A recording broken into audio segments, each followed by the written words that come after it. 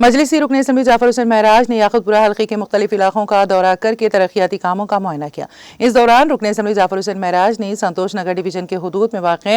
RC Nagar اور عیدی بازار میں 24 لاکھ روپے کی لاگت سے تعمیر کیے جانے والے CC روڈ کے کاموں کا معائنہ کیا۔ اسی طرح سے رکن اسمبلی جعفر حسین معراج نے ڈبیرپورہ ڈویژن کے حدود میں واقع ڈبیرپورہ دروازے کے قریب 50 لاکھ روپے کی مالیت تعمیر کیے جانے والے NP2 پائپ لائن کے کاموں کا جائزہ لیا تاکہ پانی کے جمع ہونے کے مسائل کو حل کیا جا سکے۔ اس موقع پر میڈیا سے بات کرتے ہوئے رکن اسمبلی جعفر حسین معراج نے کہا کہ صدر مجلس و رکن پارلیمنٹ حیدرآباد بیرسٹر اسد الدین اویسی اور فلور لیڈر اکبر الدین اویسی کی قیادت میں مجلس کی ٹیم علاقے کے مخصوص مسائل کو حل کرنے اور رہائشیوں سے موصول ہونے والی تجاویز پر کام کرنے کے لیے پرعزم ہے۔ رکن اسمبلی کے ہمراہ سنتوش نگر کارپوریٹر محمد مظفر حسین، ڈبیرپورہ کارپوریٹر علمدار والا جاہی، مجلس کے پرائمری یونٹ کے اراکین اور دیگر موجود تھے۔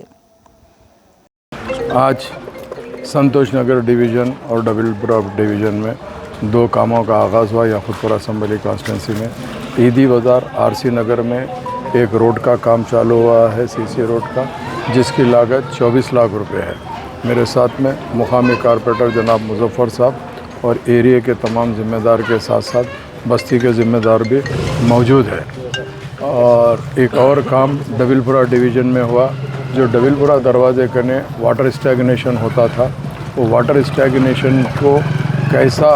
کم کرنا، اس کے لیے ایک NP2 پائپ لائن کا کام شروع ہوا، جو NP2 پائپ لائن پڑ کے نالے میں ملیں گی، جس کی لاگت 50 لاکھ روپے ہے۔